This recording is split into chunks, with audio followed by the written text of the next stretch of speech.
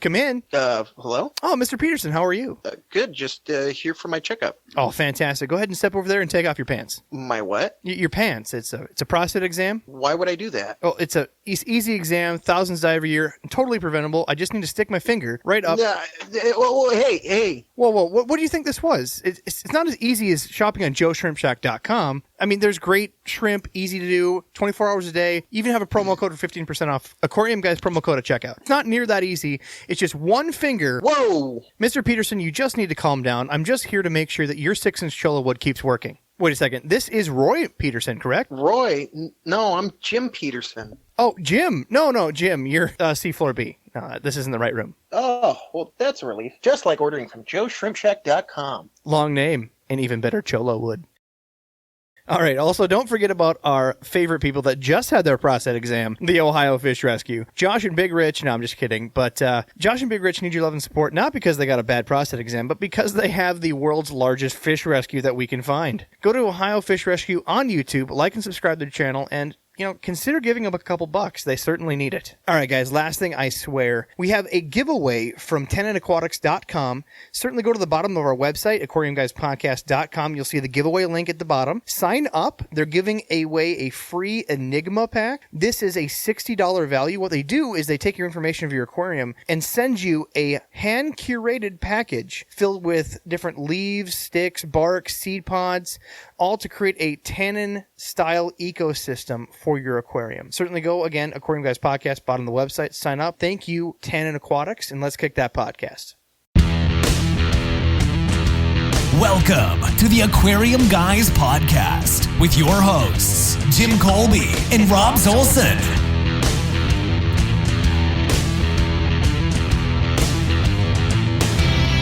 Hey guys, welcome to the podcast. Today, we are super excited to finally get Ed, the pond professor, in. Ed, how are you doing today, buddy? I'm doing great. How are you? I am wonderful. So we were talking with Greg Woodstock. He was so kind to, what was the word that you used, Jimmy? Voluntold? Voluntold? Yeah, Greg voluntold him that he had to do our podcast. And so Ed so graciously accepted. And we tried doing this last week, and it didn't quite work out. So here we are on a Monday night on a beautiful Minnesota day. And Ed's sitting over in the Chicago area having a beer, and so we're ready to get this podcast kicked off. Absolutely. So, Ed, you have an extensive background all the way from, it says on your profile, was it 1991, 92 that you've been building ponds? Is that correct? Actually, I started up with Aquascape in 1993. So I have a degree in zoology, which means I was basically just an outdoor kid. Growing up, outskirts of Chicago, northern Illinois, looking for anything water-based. With my degree, I actually specialize in limnology, which is the study of freshwater ecosystem. And that's because I was always drawn to the water. That's where all the life happens. That's where all the animals would come. That's where I'd find, fish, amphibians, all types of wildlife. And I was fishing for them. I was snorkeling with them. I would go scuba diving in these local lakes, and I just had a ball with it. And I started working as this environmental chemist, and it was not what I had anticipated for kind of my career. So I started looking around for some other stuff, and I got hooked up with Aquascape. And ever since I found them in '93, I've loved it because I've been able to design custom water features literally around the world. And I've helped to design a lot of our core products that actually give us the desired water quality that people are looking for. That's fantastic. So 93 you started, you said, but Did you do your own ponds before then? Actually, my first pond was probably back in I'm going to have to go way back. It'd probably be like 1975, when I really started my first pond in a backyard when I was a little kid. And it was a tiny little thing that had some frogs and that type of stuff in it. And then since then, I've always had aquariums, and, I just started layering on all these other pieces. That's fantastic. Well, Ed, what we're going to do is we're going to cover some of our news and updates, and then we'll get down and dirty to our pond conversation, but please join in with us. Again, I'm your host, Rob Zolson. I'm Jim Colby. And I'm Adam Elnashar. We have a new review there, Jimmy. A review? We do. Good, bad, or ugly? 1 star? 1 star. 1 star. No, 5-star review on Apple. So really? Thank you to the mysterious person that just decided to type a bunch of stuff in their keyboard as a name. Thanks to Rob's mom again. Yes, Rob's mom. This is the best aquarium podcast I ever found. Amazing content. Adam, Jim, and Robbie are amazing hosts. Tons of great info for beginners into even the experienced wholesaler. Industry insights provided by you guys are great. Keep up the good work. He clearly hasn't listened to Storytime. I was going to say he hasn't Or the listened. episode. Yeah, exactly. You know, out of all the episodes, that's the first episode we have not got one message iota so far from that episode. We just released it last week from this recording. On the episode. I'm waiting for feedback, but we have never had a more active Discord since that episode went out. That is true. We talked about stuff that get people talking about things that are happening in our industry, and it was actually pretty fun. You enjoyed it. I did. just sat here sweating, for you since that's my diabetic ability. That's correct. But check it out. We even did some custom artwork, turning our normal podcast logo into a dumpster fire. So it was a lot of fun. We do that best. Well, again, thanks for the review, guys. And this week, as far as updates, 2 quick ones from myself. What's that? Charlie the Catfish, which you so donated to me. Thank Yes. you, by the way. That's like, no one wants it, but everyone gets it. Yeah, it's kind of like giving that pair of pants back and forth at Christmas time. So if you haven't listened to our podcast before, number one, start from the beginning. These are fun podcasts and evergreen, so they have topics that'll last quite a while. But go to our first episodes, and we'll talk about Charlie the Catfish, how he lived through thick and thin, rode in a lot of back seats, and also survived for 6 months in black environment, no food, and 2 inches of water. So amazing story about an albino cello catfish. But I have him now in your 90-gallon that I purchased from you. He decided to play Free Willy. Free Willy. My cat, went to my wife in the morning, woke her up, apparently kept biting at her ankle, trying to drag her over towards the tank. Like Lassie. Kind of like a Lassie thing, but brought my wife to the fish, only for my wife to scream, wake me up, and put the fish back in the aquarium. This thing has yet to die. It's got a death wish, but just can't somehow die. And we've had this fish for a number of years now. Quite a long time. So if you have a rimless tank, don't put catfish in it, is the moral of the story. And then second life lesson that I learned this week, I decided to clean out my 75-gallon tank and rescape it. What happened? Well, it looks good, doesn't it, Jimmy? It looks darn good. I have a massive piece of driftwood I bought from a buddy, and it's literally covering the entire length of the 75-gallon aquarium. But I decided just to rip out all the plants and decor and just start over to rescape it. I totally forgot I put a Pleco cave in this thing. So I lift up the Pleco cave. Sure enough, there's a Pleco inside. I don't have 2 in there. There's no way they could be breeding. So I tip it upside down to shake the Pleco out, and out come 300 babies pouring all over my tank. Shit! There's my roommate for you. He's always wanted to be on the radio. He does. Yeah. He does. So, covered my tank, and dojo loaches went nuts trying to eat these things. So I ran from my wife and roommate. We all grabbed nets and started scooping. I probably got 100 plus out of it. So I'm pretty tickled. All regulars in the tank. So if you have a Pleco cave, something's inside of it, treat it as though it has babies. Don't make my mistake. Or not. Don't be stupid and not know that you have 2 Plecos in the tank. You didn't even know you had 2. I mean, what did I put that in 2 years ago? I didn't even remember they're in there. How do you not know that when you shut the lights off that they swim around? You don't look at your tank at night? I mean, I don't turn on red lights and try to look for octopus like you do. There we go. Well, Rob's tank is so heavily planted; it's so dang hard to even see the fish in there.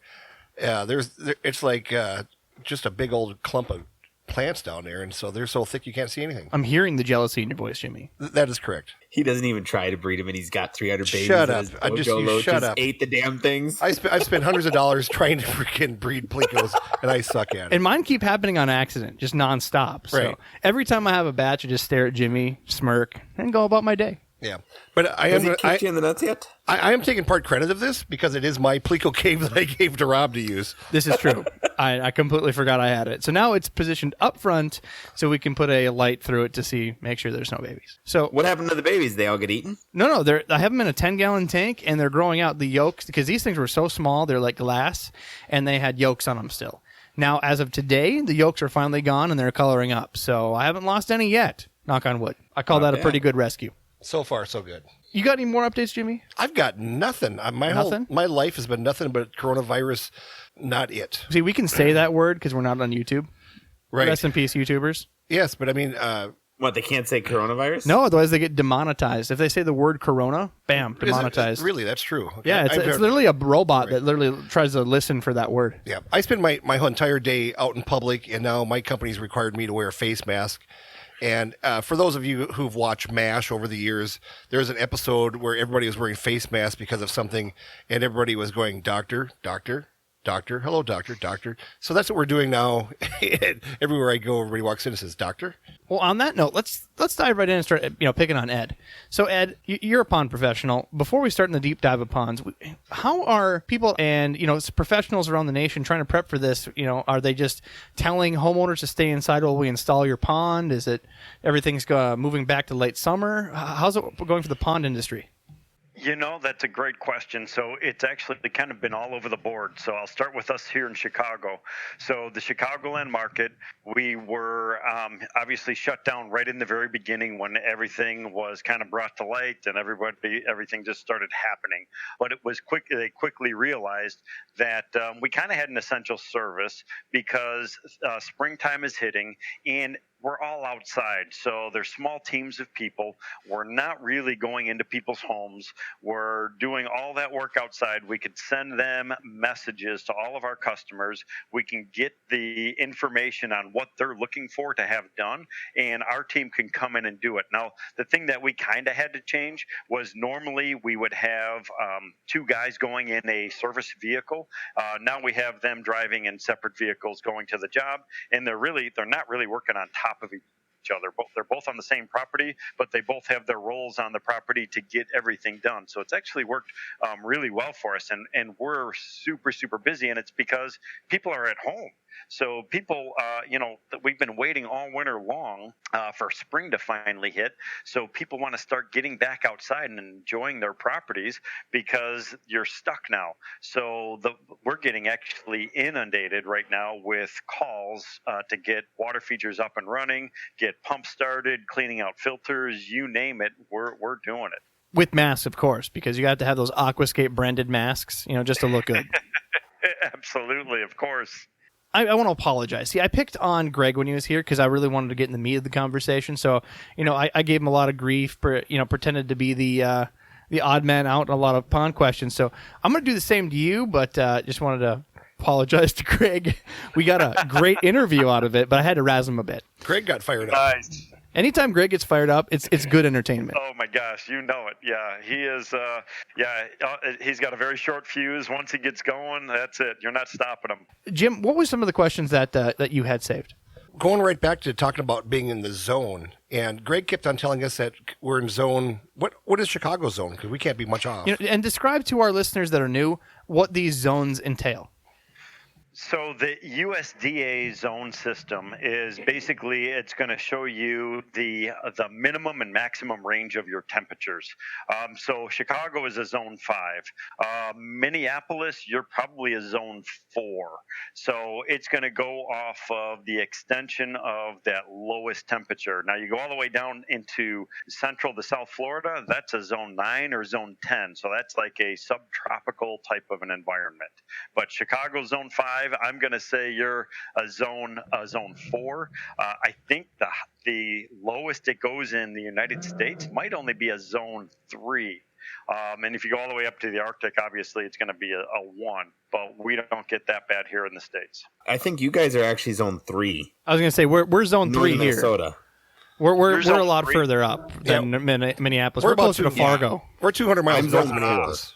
Okay, yep. Then you probably are a zone 3 then. I think that might be the lowest number for the United States. So what is hard for us in Minnesota is depth. We always think that just like you would drive on ice, that the ice can go 2.5 feet thick in extreme situations like International Falls. So the average place in Minnesota that we're at, 1.5 feet, 2 feet at absolute worst weather season, right? Is nothing. And then you got to imagine that there's only so much space underneath, so we're assuming that oxygen depletes. So any pond that we have in Minnesota that's 6 feet or less, we automatically assume that there's going to be no fish in it just because there's no oxygen. So if we're trying to imitate that and plan around no oxygen, we have to put bubblers in the pond year round and plan at least a 6-foot pond. But what Greg was telling us is that's not the case, and that's a massive misconception. Do you have more details on that? So on my personal pond, and this was, I'm trying to think of what year it was. It was just a couple of years ago when we had a really, really hard deep freeze, at least for Chicago. So we had multiple days of negative temperatures. It was late January. We didn't have a ton of snow or anything. I went out into the middle of my pond. I drilled a hole, and I had 9.5 inches of ice. Now, my pond was about 3.5 feet deep. So I tested that same thing over at our office, and we stay between 8 and 10 inches of ice here in Chicago. So what actually starts to happen is you have water depth, obviously, but you also have that geothermal heating and cooling of the soil itself. So I have ponds that are 2 feet deep in Edmonton, Canada, which I believe is the zone 2. So there are brutal temperatures up there. And I have 2 foot deep ponds that actually have koi fish that live 365 days a year in those particular ponds. The only thing that we do is we have some sort of a bubbler and or a floating heater just to have that oxygen transfer between the atmosphere and the water itself. And that's not just for oxygen, but that's gas transfer, correct? That is gas transfer, correct. Yeah, so we're going to off-gas everything, hydrogen sulfide, methane, anything that's building up inside of that pond. Carbon dioxide is going to go up, and then we're also going to start diffusing some of that oxygen in.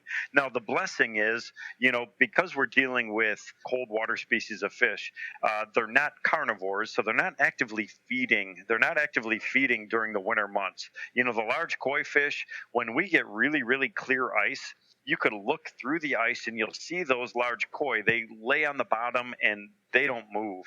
Now, the little ones, though, which is really interesting, they're much more active. They're going to be feeding on the benthic strata, underneath. So they're going to be feeding on microorganisms, algae growth, etc., that's growing in and on, the gravel surfaces and things like that. Even when the water's, technically freezing.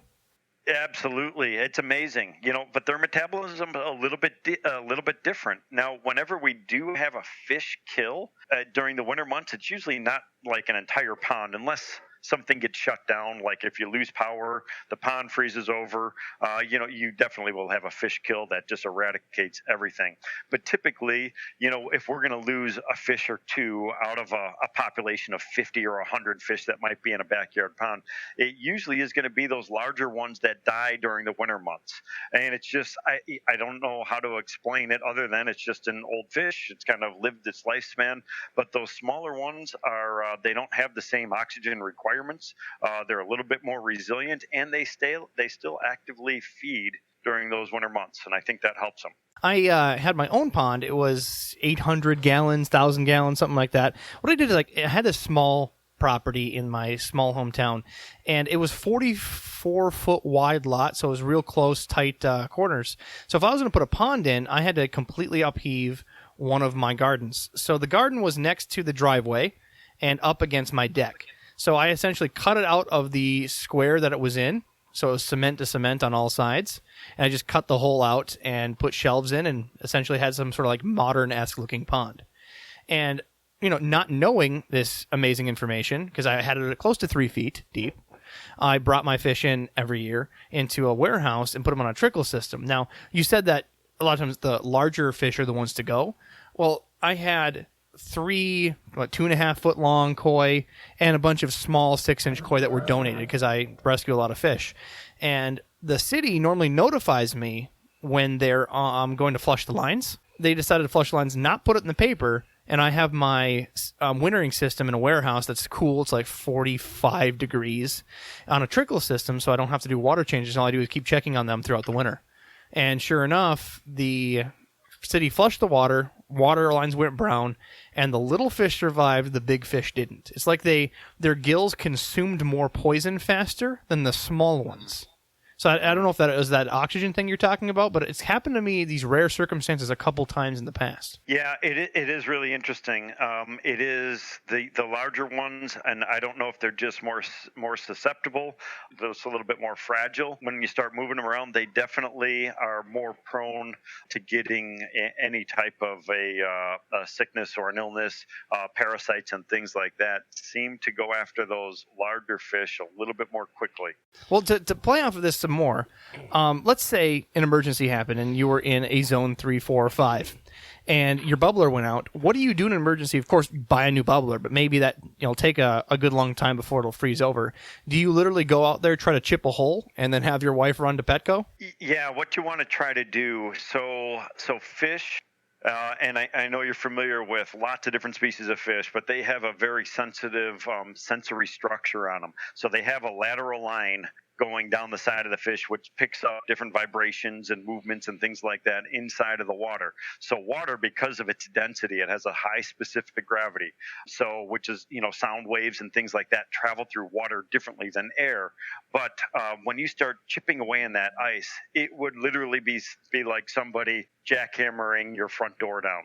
So it's like all of a sudden it's going to reverberate. And eventually, if you have a stressed out fish, that's really going to push it over the edge. So what I would recommend doing is get some hot water, something like that, where you could actually melt a hole through the ice, or come in maybe with a drill or something like that, a cordless drill, which I have done, and you could knock out some holes. But to chip away at it, that could be very, very stressful to any of those inhabitants, which is exactly why you go to the Shedd Aquarium or any of the major aquariums throughout the world, they do not allow you to tap on the glass. It just drives the fish insane. Again, just to explain this to listeners, the hole does not have to be that large. It can be, an inch around, half inch around, just as long as the water's escaping and you put a few holes across the pond. Yeah, exactly. So the only challenge is the smaller the diameter of the hole, it's going to want to freeze up a little bit more quickly again. So that's why it's typically a little bit larger than that, but it does not need to be much. And it's because the fish's respiration, everything is really shutting down during the wintertime. The dissolved oxygen is going to be higher in colder water. The bacterial activity. So when you look at like a pond ecosystem, there are a few different things you want to think about. One is your BOD, which is biological oxygen demand, and then the other is COD, which is the chemical oxygen demand. So the BOD of a pond is the entire respiration. So that's the combination of the fish, the microorganisms, the bacteria, literally every living thing, which is actually going to be quite a bit. When you have a gravel bed, when you have aquatic plants, when you have sediments and mud in the bottom of the pond, there's things literally living in that stuff, and they all consume oxygen. So during the winter months, thankfully, a lot of those organisms are really slowing down dramatically. So the amount of oxygen being consumed during the winter months is very, very low.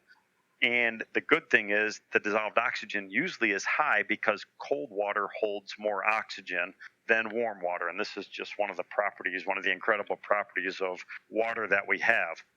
Now, one of the things that I also want to stress when we start talking about this is if you were to keep algae growth growing inside of a pond, you will have algae growing through. If you don't have a lot of snow cover over the top of the ice, you're going to get some sunlight getting through that ice mass. And when it does, you will get some sort of algal growth. Now, algae is a photosynthetic plant. It's going to produce oxygen into the pond, which can be very beneficial during the winter months. Yeah, up here in the Northland, we've always been taught that we need to take our fish out. We need to take them indoors. A lot of people just take and put them in a 55-gallon drum in the garage where it's pretty cold, throw an air stone in there and maybe feed them once a month. And that's what we've been taught since day one. And so when Greg got on there and told us that we could keep fish in our ponds at 2.5 feet deep, we were going, your head exploded. That doesn't seem right. Not Minnesota. Come on now. But Greg informed us that he was the pond guy and he knew what he was talking about. Darn right. And so that was a lot of fun for us. So a quick question, Robs and I were talking about, we have cattle heaters. They're a heater that you can float in the tank or in your pond that keeps the water around it so cattle can drink and stuff. Is that something that you could use to keep these ponds open? Is that what you're talking about? Oh yeah, absolutely. They do a fantastic job. I have been using them for decades. Now, the only thing with some of the cattle trough heaters is they might be 1,000 watts. So depending upon your power consumption or something, they do take a lot of power to try to heat the water. So I try to go with some stuff that are a little bit more energy efficient. If you can get to something that's maybe a 300 watt or something like that, because like Rob's just said, you don't need a huge hole that's 4 foot diameter. You just need something that allows for that gas transfer. Well, that's what we were talking about, because we said it's going to be very expensive because these things aren't going to turn off the whole goddamn winter up here. Right. Yep. And What are we going to do at 47 below? Just no, we can't unplug it ever. I know It's got to run all the time. And so we're looking at cost efficiency. Is it effective enough from a cost standpoint to leave these fish in the pond where you can just bring them inside the house? And that's what we were debating when we were off the air one day after we talked to Greg. Now, one of the other things that you could do, which is really, really cheap and easy to do, is you can make a mini greenhouse. Take an old take an inner tube or a buoy or something like that, something that floats, and you could make like a little plastic dome going over the top of it, and you would be amazed by how much heat is actually created just by sunlight coming through. Now, granted, you have to have sun, so if it's the gloomy days of winter where you may not see the sun for 30 month and a days half, or more, it's tough.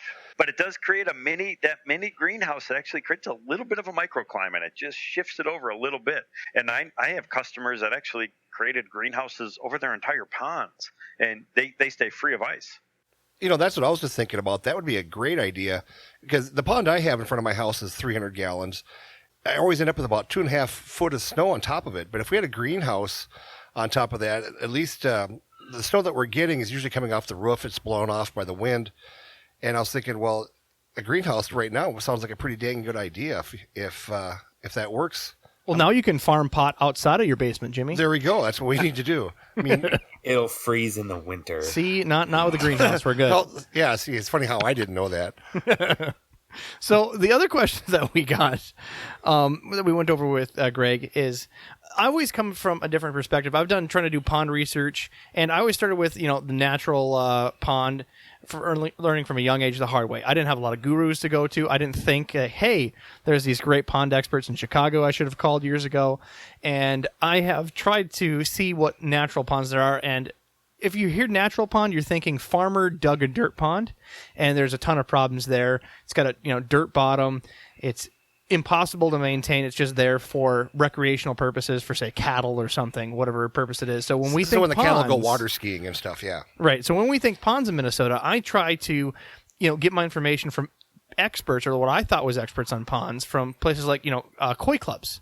And they have a completely different pond than what you guys suggest. So these guys, they're essentially digging square swimming pools, and they have these crazy, insane filtration systems like rotating drum filters, and all they do is stand in their garage looking at these giant filtration systems, and everything's in a giant square swimming pool. It kind of hurts my brain trying to think of this, and then I see your guys' ponds, and it's completely different. So I went into the details of trying to fight nature versus your guys' method, and if you can just give an overview of the difference there, because that really hurts my brain, just trying to filter it to having a complete natural pond. So what does your system start with? So our system, what we're looking at is more kind of biomimicry techniques. What we're trying to do is set up an ecosystem. So if you set up a natural ecosystem that you have symbiotic relationships between different substrates, different types of plant material, different types of animals, and if they work symbiotically together, you're not going to have any issues. The problem comes in, when you start talking about these strict koi ponds. That's more of a monoculture. So when you start thinking of monoculture, think of a golf course. It's perfect green grass. That's highly, highly managed versus a natural prairie. So a natural prairie is you have minimal input. You might burn it once a year. You have that big thing that you do, but you kind of just let it do its thing. Now, you might need in the beginning to do a little bit of maintenance here and there to kind of control some of the stuff. But once it gets up and running, it gets easier and easier and easier over time. So that's really what we're trying to do. So we're setting up a system. You could have a variety of different types of organisms living in it. You could have koi, you could have native fish, you could have tropical fish during the summertime, whatever you desire. It could be frogs, turtles, amphibians, you name it. So we're setting up all these different habitats and homes inside of the system. Now, when you look at a natural pond system, obviously you're going to have deep water zones and things like that, but the majority of the life actually occurs kind of in a narrow area where the water meets the land. that riparian zone is really, really biologically diverse. There's all types of plants, there's all types of animals that require this little area for their survival, for habitat, for food, for shelter, etc. So what we're trying to do is kind of have that on a small scale. We want to set up an ecosystem 2.5 feet deep. If we can go deeper, great, but it's not as critical as a lot of people may think. We're going to put in a rock and gravel substrate. So the rock and gravel is going to protect the rubber liner. It's also going to look a little bit more aesthetically pleasing, and that's because we want to mimic, what we love, and we love going to lakes and rivers that you have beautiful, clean, clear water. You have rock, you have gravel, you have sand, you have aquatic vegetation, water lilies, all these things kind of working together. That's kind of the look that we're going after. So we're going to put different types of stone material in there.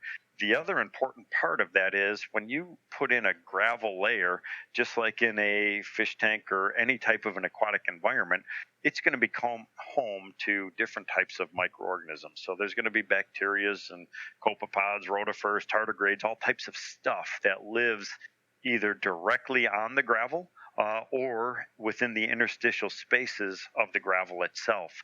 And all of those organisms are going to feed off of organic waste, leaf debris, uneaten fish food. So they're going to colonize that substrate, and they're going to help do a lot of the work for us.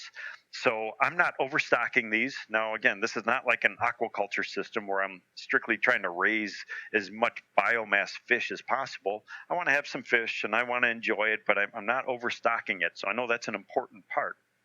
But the beauty is when you stock it with the right mixture of fish, they're actually going to go in and they are benthic feeders like koi, catfish, plecos, etc. They're going to feed on that gravel substrate, and they're going to be cycling some of those nutrients. So those little organisms that are living in between the gravel will become food for the higher fish species, and it just kind of works its way through the entire ecosystem. So it's a different philosophy, but it's really, really easy. And I know in today's world, people are they want to have fun. For the people that want to have these incredible filter systems and, insane koi fish and breeding them and everything, hey, more power to you. I'm not knocking that at all. I think it's fantastic because we're all trying to do the same thing. We're just going about it a little bit different way. You said 2.5 to 2 feet deep. It really doesn't have to be that much more, but is that just water depth? And then underneath you have 6 inches of gravel, a foot of gravel. What do you want in that, essentially that biological media, that gravel bottom? How thick do you want that? So typically the gravel bed is 2 to 3 inches. It's enough just to cover up the rubber membrane and protect it from UV radiation. When you start going really thick gravel beds, you will create anoxic zones. So these anoxic zones are going to become, there's no oxygen in them, and that's where hydrogen sulfide and that's where methane gases and stuff will start to kind of happen in those areas. Now, not to say I don't want some of that. You just want to be conscious of it. So I'm not as much of a I love aerobic zones where you have lots of oxygen and good flow and everything. But having anaerobic zones is actually an important component of a natural system because just like in nature, there are species of bacteria that will actually complete the nitrification cycle by taking nitrate and putting it directly back into nitrogen gas under anaerobic conditions. So it is kind of a slower process, but it's an anaerobic system, and it is important. I just want to be conscious of it. I want to have the majority aerobic and then a small amount of that anaerobic stuff, which is usually trapped behind some of the bigger boulders and stuff like that. Now, another area where I'll go with thicker gravel beds is if I'm creating a beach or something like that. And this would be for little kids or adults, that want to wade in and out of the pond and they don't want to step over a series of boulders and shelves and things like that. I'll just have a very gentle slope and I'll load it up with 6 to 8 inches of river stone to create a nice gentle slope for people to walk into.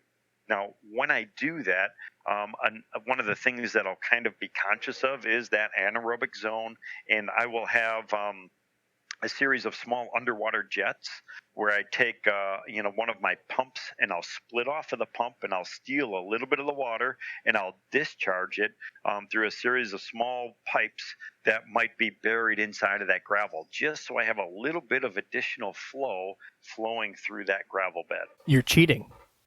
I am cheating, but it does you get great results. All right, so I'm going to go to the questions that just come to my head, so forgive me for these. But when you're trying to do that 2 to 3 inches of gravel, it's really hard in ponds. Not sand. 2 to 3 inches of gravel across the pond. It's really hard to keep it even, number one, just if you had a completely flat or bowl pond. But you have most of these ponds that have shelves. So how do you address the gravel need for these areas that have shelves? You can't expect all the gravel to stay on that shelf when koi are rummaging around in it. So the koi are amazing at moving material.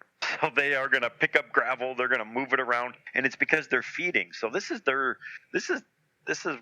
makes them happy. So if you look at the morphology of that fish, so you look at the structure from a biological standpoint, that koi fish was designed as a bottom feeder. The mouth is ventrally located, means it's pointing straight down. It has those little barbels, which are sensory structures on the side of its mouth. It's always searching for food and cracks and crevices and all types of things. It'll pick up gravel, and they could come in and completely move a section of gravel off of a shelf. And then it's up to us as pond managers to periodically put that material back on. Now, they usually work with gravity, obviously, so they're going to take the gravel off of a higher shelf, and they're going to knock it down to the lowest level. So usually what happens is those middle shelves might get some spots where the koi have moved that gravel. We'll go down during our periodic cleaning, which is usually a big main cleaning is only once a year. We'll take some of that additional gravel that was moved to the bottom. We put it back on those middle shelves. Now, an easy thing that I do to kind of set that gravel depth is when I'm installing my boulders in front of that vertical ledge. So imagine that shelf kind of coming out at a sharp 90-degree edge. I will set my boulder so it's 2 to 3 inches above the level of the shelf adjacent to it.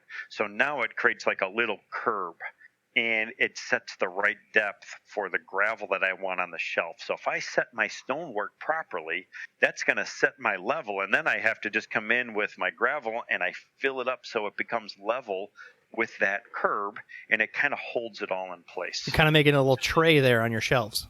Exactly. Yep. Gotcha.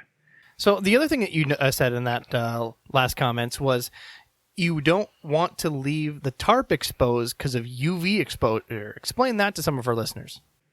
So you can. So the problem is when you leave it exposed, you have more of a two-dimensional surface. So you have a smooth rubber membrane, which is going to hold the water in place. It will get a bio-slime on it, but it's flat and smooth, and it becomes like greased ice. I mean, you step on that stuff and you're going for a ride because you physically cannot walk on it once it gets that bio-slime on there, because it's a piece of it's a petroleum product. It's a rubber membrane. And you get that stuff growing on there, and it's just brutal. So from a safety perspective, I like to cover it up with the rock and gravel because it gives me something better to walk on. The other thing it does, it creates a three-dimensional surface, which exponentially increases the surface area inside of the pond for microorganism growth, for algal growth and things like that. So now we have 360 degrees around every little piece of rock and gravel in there. I mean, it's a factor of 1,000 times more, which when you start talking about aquatic systems, that's the name of the game. So the more surface area you have, the more stable the environment comes. Now, the other thing that becomes important with covering it is heat, and also the longevity of the liner. I'll start with the heat one first. So the black rubber liner, if you've ever installed one, it sounds like I know you have. I certainly have. If you put a rubber liner out in the sun during summertime, that stuff is going to be 150 degrees. Frying egg. It gets smoking hot. Like it'll literally burn the skin off of you. I mean, it just attracts that sunlight. So if you have that black rubber lining inside of the pond in summertime, it's actually going to increase the temperature of the pond itself. So warmer water is not a bad thing during the winter months, but you don't want it in the summer. So during the summer months, you want to keep that water cooler because it holds more dissolved oxygen. It's less stressful on the fish. You have less pH swings, etc. So all these different things happening. Now, the other thing is the longevity of the liner. So the liner itself is designed to last 20 years in full sunlight. 20 years is a long time, but as soon as you start covering it up and hiding it from UV radiation, it all of a sudden doubles. So now instead of a 20-year lifespan, you go up to 40 years. And I could talk, about this from experience because I have personal ponds in the ground that I've done that are 27 years old that I've gone back and I have ripped them out, not because they failed, but because the customer wants to make a modification. The rubber lining is as good as the day we install it. There is no cracking. It still has all the exact same properties that it had on the day that it was installed. So there's really no degradation at all that's happening. The main thing that destroys them is UV radiation. So there's a couple rumors that I get, and for those that have not had koi or had a pond, skin cancer in koi is a real concern. If you keep your koi in direct sunlight at all times and there's no shade, no tree, no building break, the skin cancer can be a real thing. But there's also a rumor that if you have just a bare bottom rubber liner or just a white sand bottom with not a lot of depth, that you have an increased risk, increased probability of skin cancer. Is that true at all? I have not heard an increased risk. Nor have I seen it, so I don't know if I can answer that 100%, but I do know I have seen skin cancer issues from fish, and it is because we're keeping them in relatively shallow ponds. So a 2 to 2.5 foot deep pond, it might be within local building codes and regulations, as being a safe installation, but if at all possible, I will go deeper if I can, but by keeping that fish growing in that shallow system without any cover, that sunlight, it's brutal, and you will have skin issues, and it's always going to be on the dorsal side of the fish. So I have definitely seen issues with it, but I haven't seen an increased risk of it in, kind of a bare liner or in a sand situation. Well, while we're on the subject, just to let beginner listeners know, a lot of times I'll get these people that have made small ponds. They'll have small goldfish in them. Goldfish, the common goldfish only gets 8-10 inches. So they'll have small ponds with a few goldfish. And in the peak summer months, they'll randomly lose fish and they just don't know why. They'll say, I just did a water change, or, they're trying to address it somehow. And I go to their place, complete direct sunlight. It's 1.5 feet deep. Summer peak algae consumption, direct sunlight. The water heats up and there's no oxygen left in the water. This could be overnight.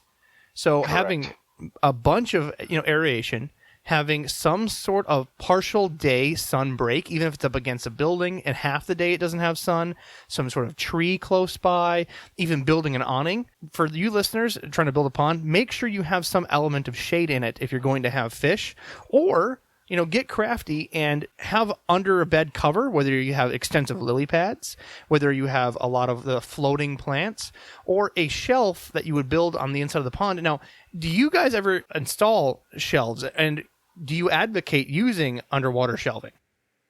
I do. Yeah, I normally... I love creating shelves and habitat. And again, this goes back to me, growing up and my passion for water, scuba diving and snorkeling. When you're a scuba diver or a snorkeler, when you dive down underwater, you're looking under things for fish. You're looking under rock outcroppings. You're looking under, a tree that has fallen or a log, or you're looking within the vegetation. They're prey for things. Things want to eat them. So it could be birds from above, could be other bigger fish. So they want to be associated with the structure. They like to have a roof over their head, just like we do. I mean, imagine sitting on a patio in full sunlight all day long. You're going to be miserable. You're going to want to be under an umbrella. You're going to want to have a tree associated. Just exactly what you just said.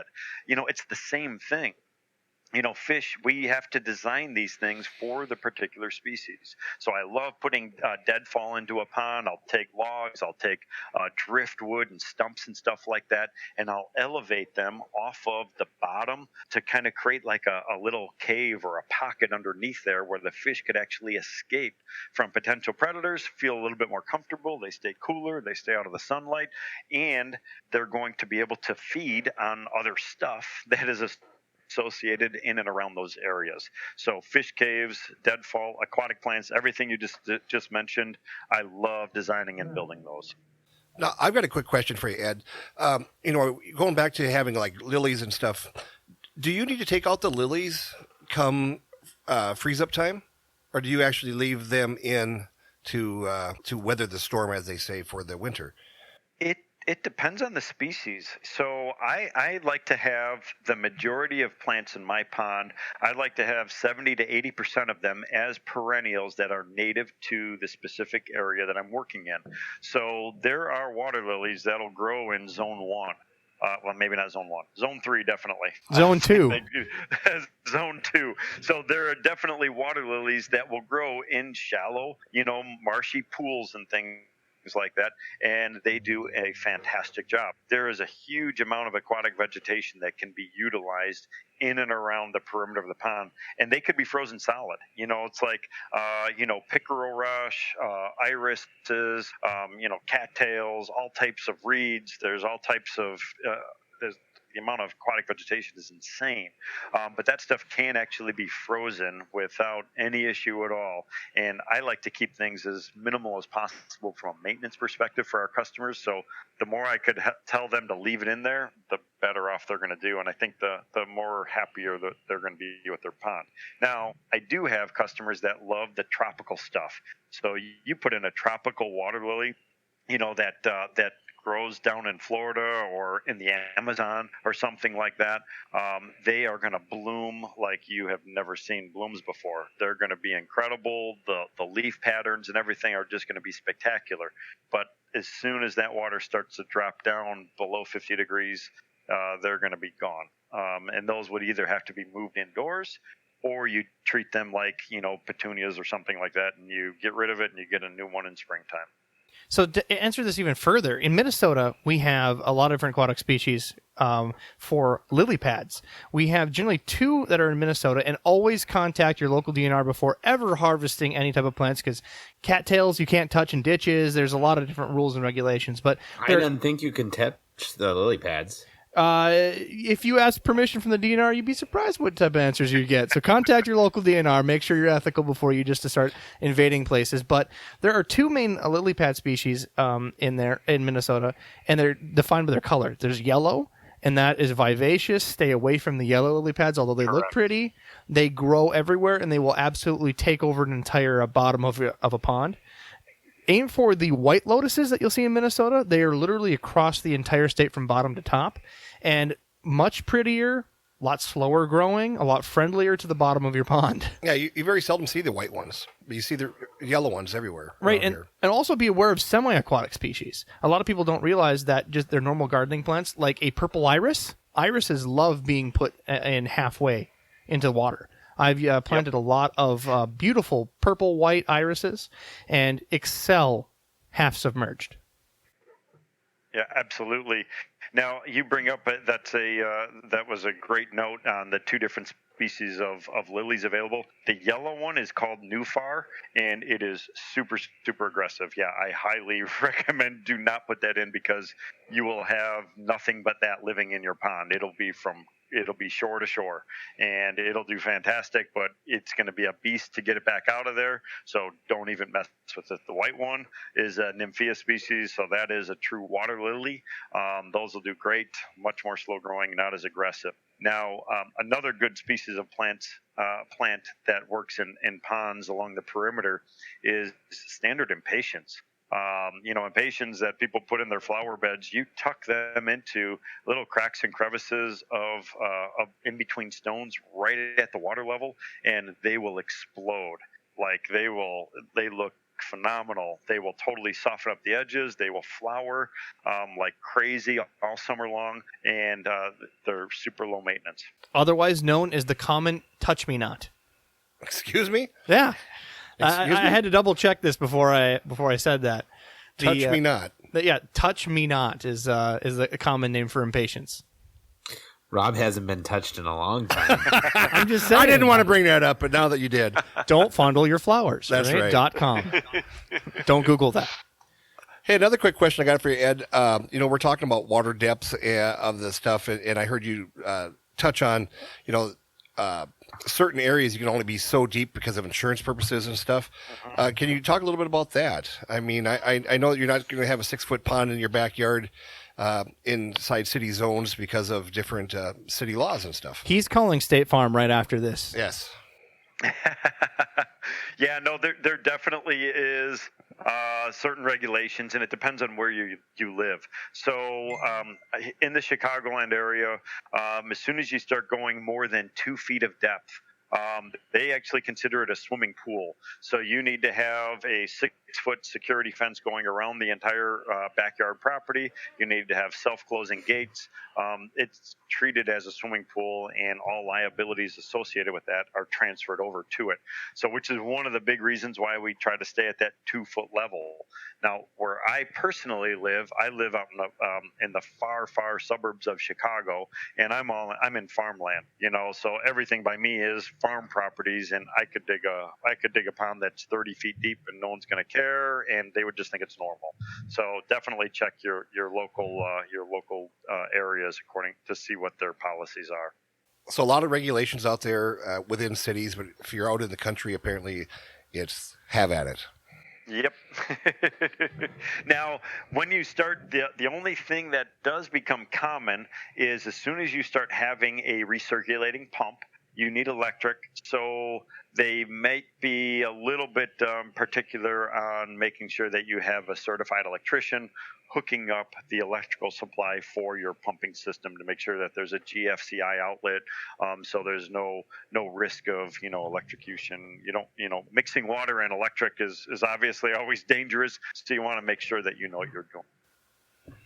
And always call Gopher State. I mean, I don't know what would be in other states. Is there a different name for it? I always just refer to Gopher State. But it's essentially the state's version of looking up underground lines. I tried to dig a pond, almost killed myself by hitting the main electrical line for the house. And that's because you're a dumbass. I am. I really am. It these guys tastes like metal, by the way. Yeah, I was going to say, these guys are professionals. They probably do that before they even start digging. Crazy stuff, huh? Yeah, I mean, professionals, right? We always do. So we have, as soon as we get a contract with a customer, we send out that service where they check for everything. Now, if someone's looking to get a hold of you guys in the Chicago area and put in, what is an average price of an average pond? I mean, I know it goes all over the board, but just give people... Yeah, I mean, there's California versus Georgia. I mean, there's different economies, but what's an average price for a pond?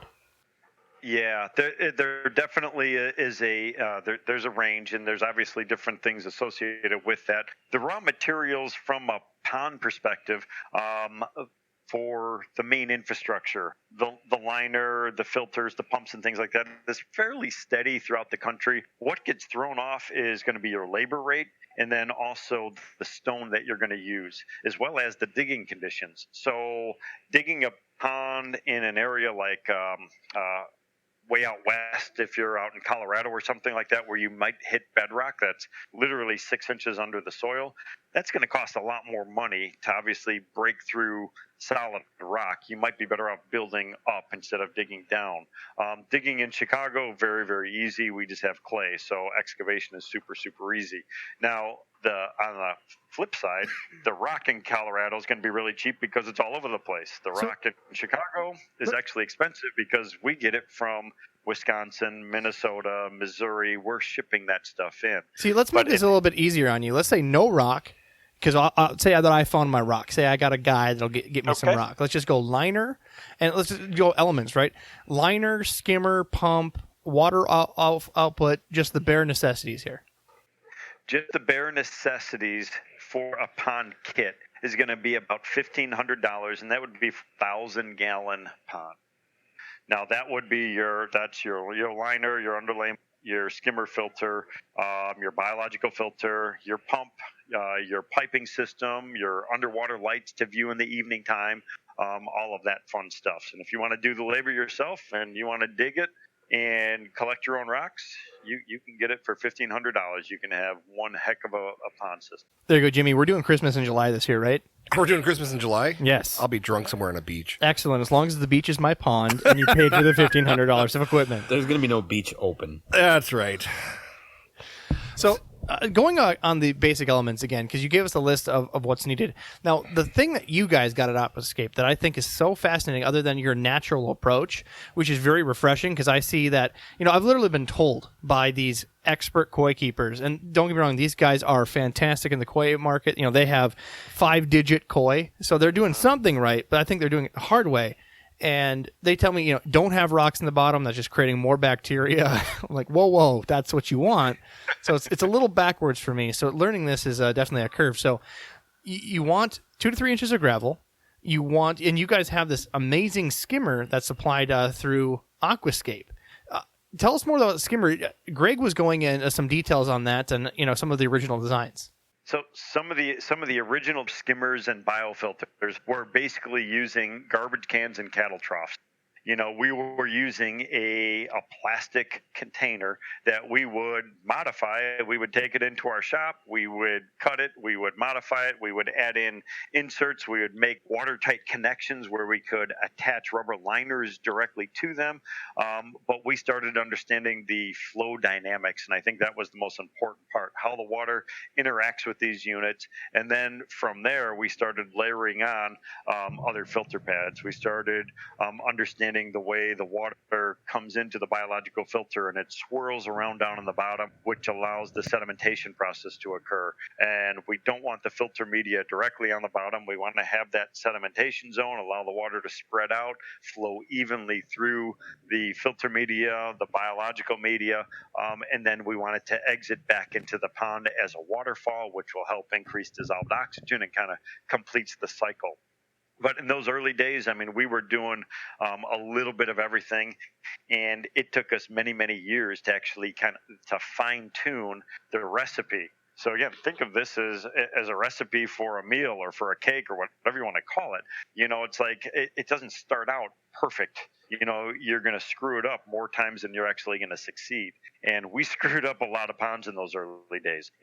But the beauty of it was we learned from our mistakes, and we started fine-tuning the design and understanding the necessary flow systems, the necessary pipe diameters, and all those different pieces and how they interacted with one another to give us a repeatable result.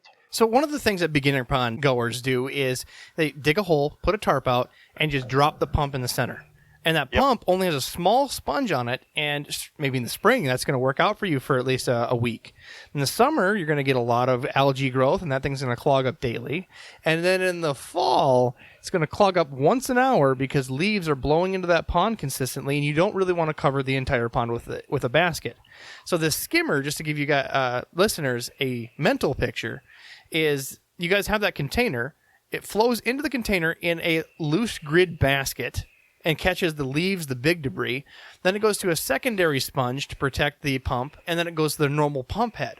So it's a genius application for those that are, been frustrated with this over and over again, trying to clean out the pond and just putting a pump in the bottom. It's way better. But the big thing that, changes on this, because you're having that natural bed of that 2 to 3 inches of gravel, you are putting this up as a skimmer. So you're catching the leaf litter before it falls in most situations, and you're not having to worry about having some sort of complicated floor drain, which I've been told is a must for these ponds. Do you guys not do bottom drains at all anymore because of this? We do not. We don't do bottom drains. Now, I will have water discharge points. So I will have areas where I'm discharging water from a pump into the bottom to help increase flow or to keep solids in suspension so they could actually be swept towards the skimmer where they could be removed and or managed. I don't do bottom drains for a couple reasons. So one of them is when you're drawing water off of the bottom of the pond has the lowest dissolved oxygen. And that's because it's furthest away from the atmosphere. Very, very simple. So the water in contact with the atmosphere has the highest dissolved oxygen. This is super, super easy to do. You check it with a DO meter. Water managers do it on a daily basis. So the top water is going to be saturated, and you will see significant decrease the deeper you go down towards the bottom. So by sucking that water off of the bottom, you're taking the lowest dissolved oxygen in water. It might be nutrient rich. You're going to send that low dissolved oxygen water to your biological filter. It's the last place you want to go with it. And that's because a biological filter is an aerobic system. It needs food and it needs oxygen. So you're inhibiting the growth of the bacteria and microorganisms inside of the biological filter because you're not giving them the necessary dissolved oxygen they need to flourish. I mean, imagine trying to run. So we live right now basically close to sea level. Imagine going up into Denver and trying to run a marathon, let alone I couldn't do it here. If I went up there, I would be dying. And it's because the oxygen's different. It's the same thing in a pond. Why would we want to feed organisms that need high oxygen a lower amount?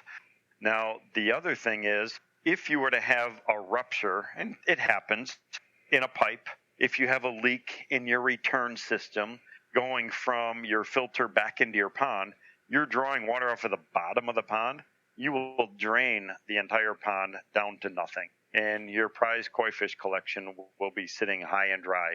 And it happens every single year. By having a skimmer system, you're taking the highest dissolved oxygen water off of the surface of the pond because the skimmer sucks in water from the top 4 to 6 inches. If you were to have a rupture in a pipe, a leak in your stream, your waterfall, anything, the skimmer will only draw the water down 4 to 6 inches. Your fish will totally be safe.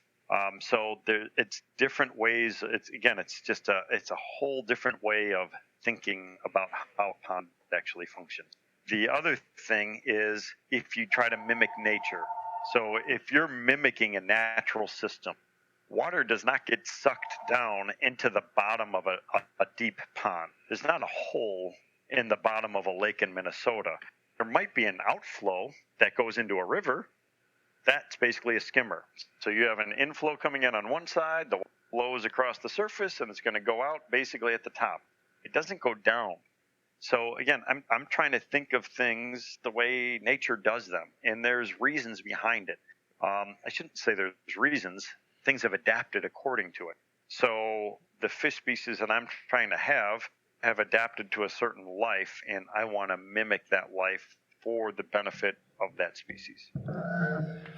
You know, you said the word species. What is the craziest thing you've seen somebody keep in their pond? I mean, has it been, swordtails or platies or alligator gar that's 12 feet? Come on, tell us.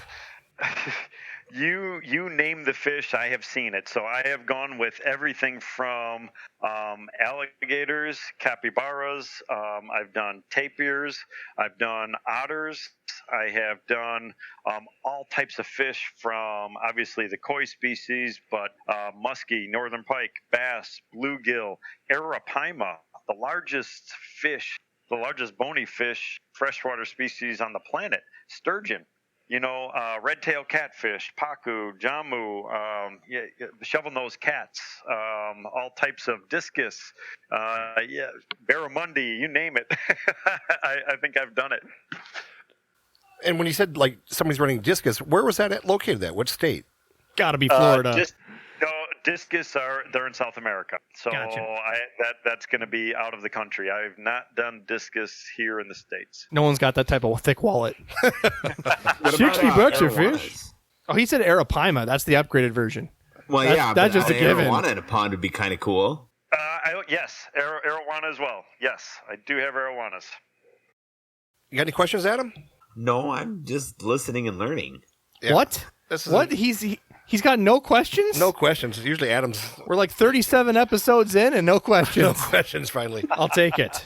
A couple others that we have from listeners is maintenance. Again, Greg tries to advertise, how would you like to have this amazing natural lifestyle that he likes to put?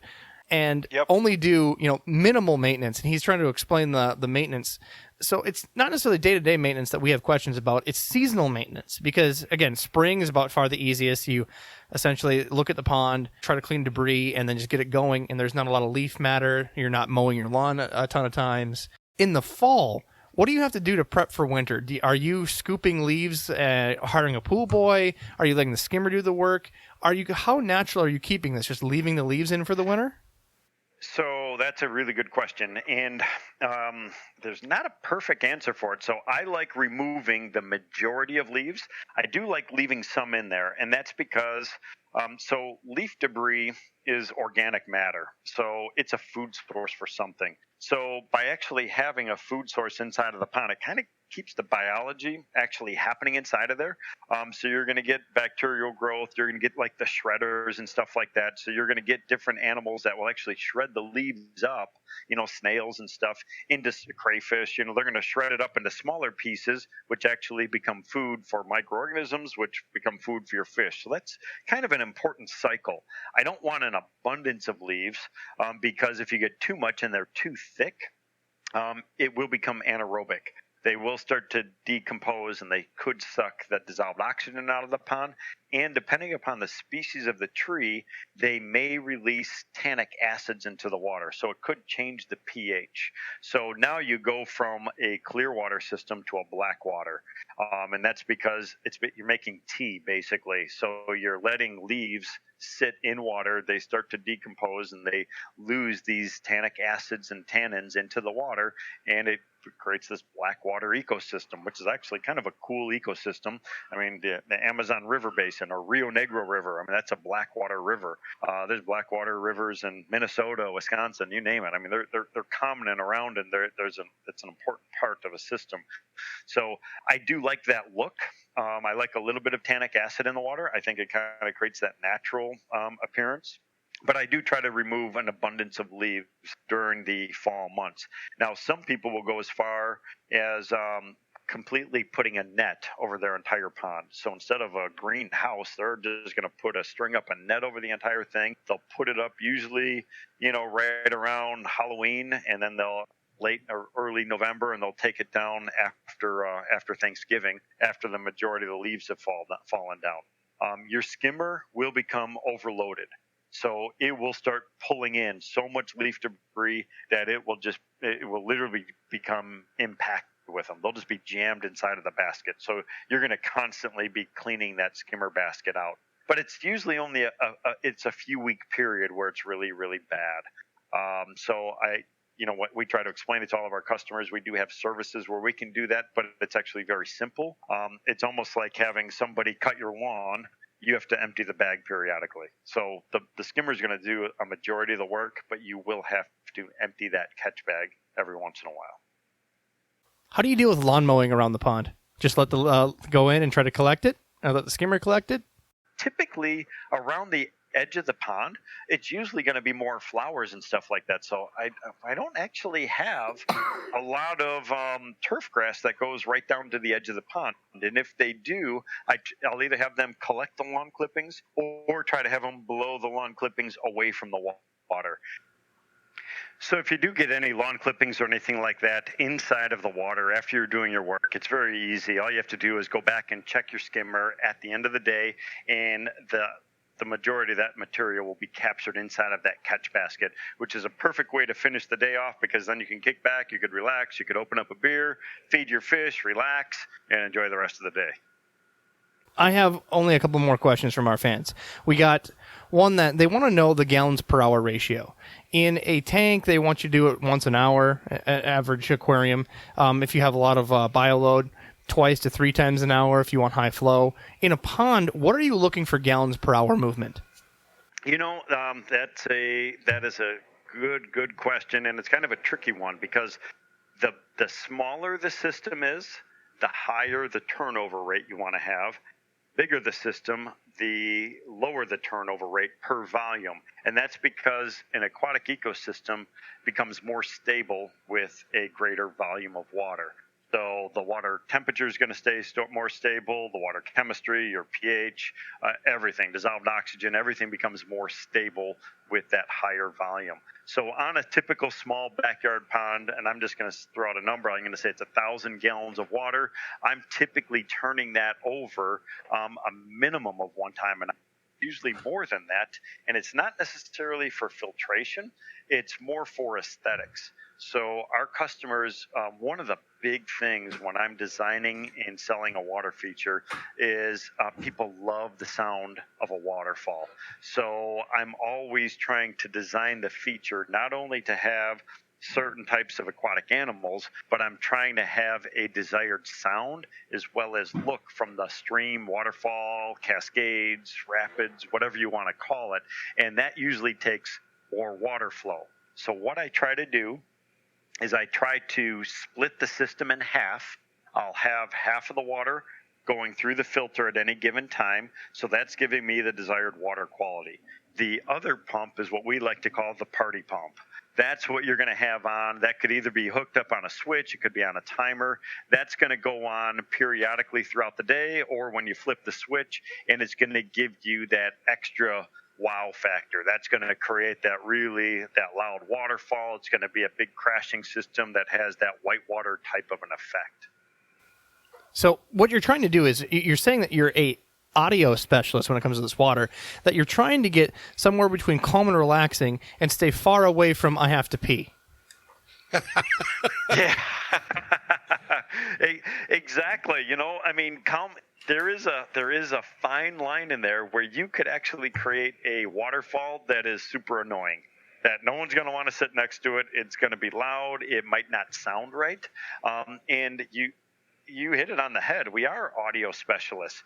You have too much treble sound in a waterfall, and it's kind of annoying. Too much bass sound, it's a little too soft.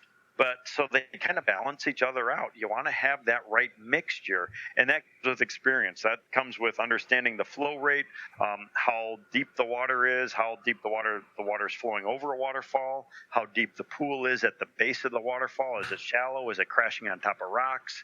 Is the water spread out?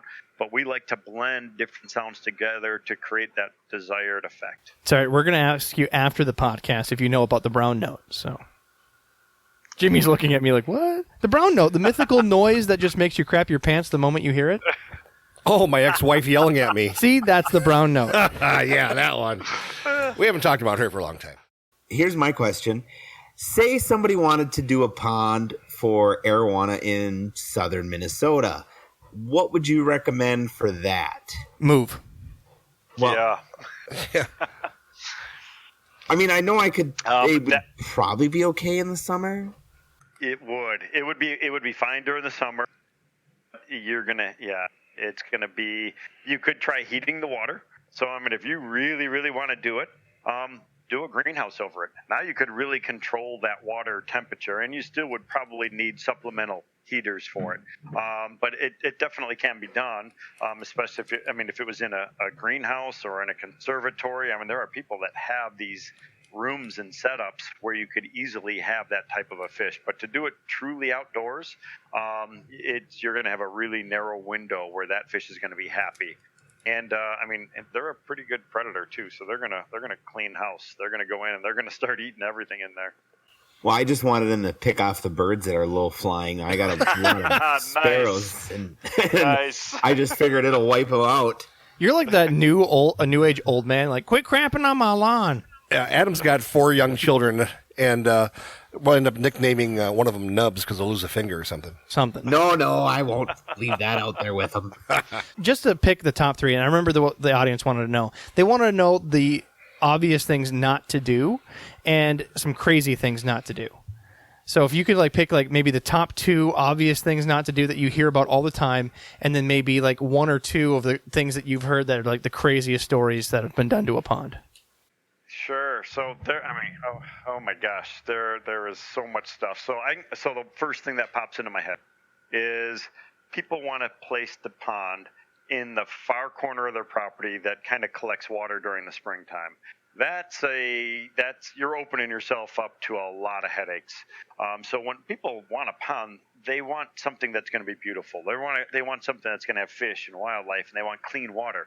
You put that thing all the way in the back corner of the property where it's hard to get to. It's far away from the home. You can't see it on a regular basis. That periodically floods. It's going to be a water quality nightmare. You're going to have all types of runoff going into it, and you will be fighting it forever, and you will literally probably just completely forget about it. So whenever I'm designing, I try to keep it nice and close to the home where you're going to see it on a regular basis. So designing it and thinking about that pond adjacent to your kitchen window, right by your patio, right next to your porch where you're going to spend time. I always try to think about the interior space as well as the exterior, because even if you're down in Florida, where you have good weather year round, you spend a lot of time indoors. So you should always be thinking about designing it and placing it in a place that you can see it no matter what you're doing, if you're indoors and or outdoors. So I think that's one of the number one things. Some of the other stuff we kind of talked about already. One is depth. People are going to say, I want this pond 6 to 8 feet deep. You don't need a pond 6 to 8 feet deep to hold your fish. You have an 8 foot deep pond. Your koi are benthic feeders. That means they feed on the bottom. They're going to be 8 feet deep, and you are rarely going to see them. So you're going to want to keep that pond relatively in that shallow, that 2 to 2.5 foot range where you could actually see the fish interacting on a daily basis. Now, another big one is people say, I want a massive waterfall. I want a 10-foot high waterfall in my backyard. You do not want a 10-foot high waterfall in your backyard. It will be obnoxious, and it will cost a fortune, because you're going to have to do stonework 10 foot tall. You're going to need a mountain soil in your backyard to pull it off. You're going to need plants. You're going to need a bigger pump to pump the water up that high. So people have these grandiose ideas, but they have no idea what it's going to take to build it, to maintain it, what it's going to cost or anything. So finding a professional, do some of the research online, talk to people that are in the industry, and get ideas. You're not going to see, we will do 10-foot high waterfalls, but they're going to be on a property that has a natural 10-foot slope in the backyard. And now all we're doing is we're making it blend into, and we're carving out the soil on that existing slope that we had to work with. Some of the other things, logistics, when you talk about building, what is it going to take to dig it? What's it going to take to move materials in and out of the property?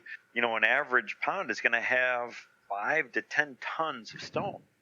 5 to 10 tons. I mean, 10,000 to 20,000 pounds of material, let alone all the stuff that you had to do to dig it. You're removing thousands of pounds of soil, and you're bringing thousands of pounds of rock back in.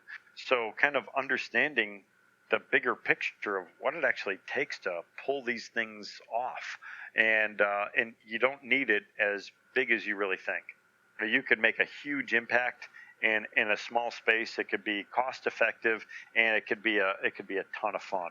So starting out on the smaller scale is also really important. I know it can be a little bit more work, but when something goes wrong on a small scale, it's going to be a small problem.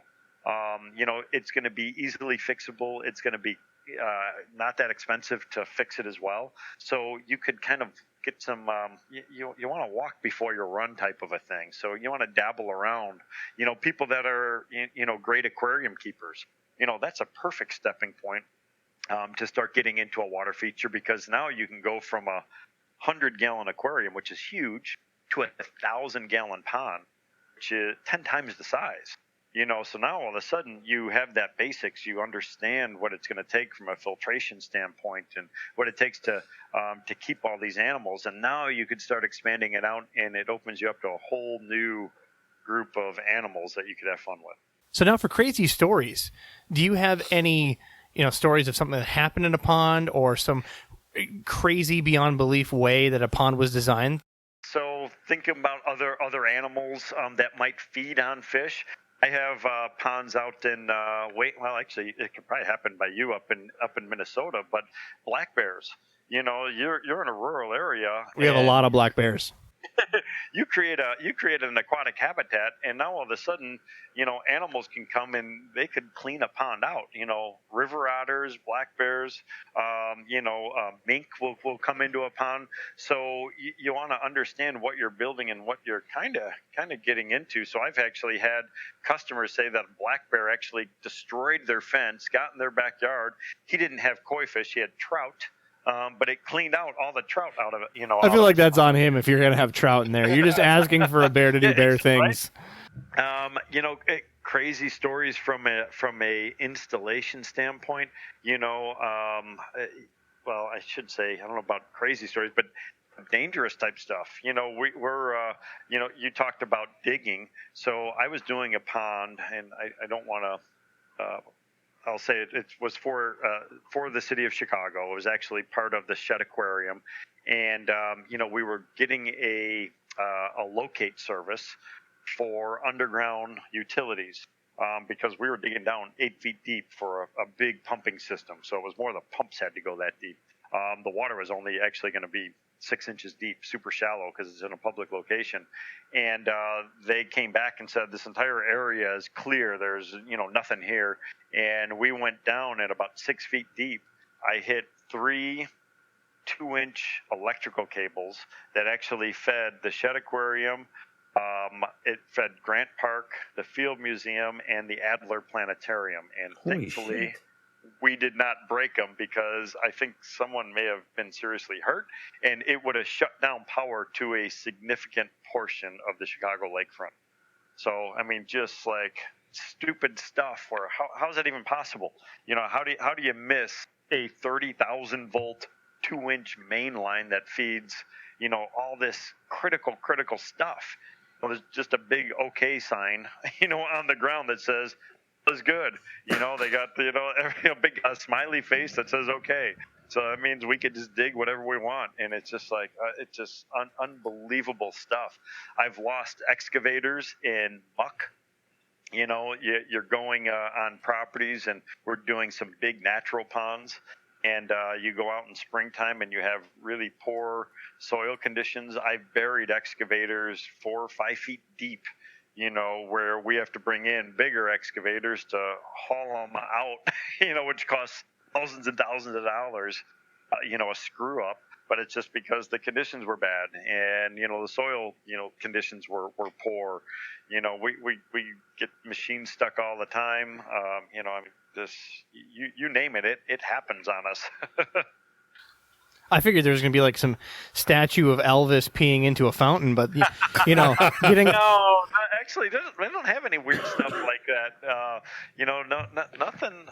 A lot of our customers, they love just kind of that natural, that natural riverine type system, and we do a pretty good job, I think, interviewing them of how we like to work and show lots of pictures and things like that. So all of our screw ups are actually by us. We screw all of our own stuff up, but bad enough. So how long does an average pond take for you guys to put in? You guys are professionals. You know what you're doing. You come in. How long does it take you? It's going to be like the Jetsons. It's going to be week in, week out. We could. So a basic 1,000-gallon pond we will do in a day. We will come in with a team of 5 to 6 guys. And we will excavate it. We'll bring in 20,000 pounds of stone. We'll make a complete berm, a waterfall, set everything up. You will have a functioning water feature in 10 hours. And how far do you guys travel away from the Chicago area? How far do you travel all over the United States? I've personally, so my role with Aquascape now, I as my pond professor role has kind of evolved over the years. The longest employee next to Greg himself. I tackle more specialty type projects and unique things. I have done projects all over the world. Greg and I were just in Australia a month ago. We did a pond in Australia, which is probably the farthest one I've ever done. I've built in Africa. I've built in South America. I've built throughout the United States, Canada, Mexico, the Caribbean. I've been to Europe. I have been pretty well traveled actually in projects that I've done. So you have a suitcase and you guys will travel. Absolutely. If there is somebody in need, we're the ones to call. Well, perfect. So go to aquascape.com, and you can also find Ed the Pond Professor right on your YouTube page, and I believe that is just labeled Ed the Pond Professor, is it not?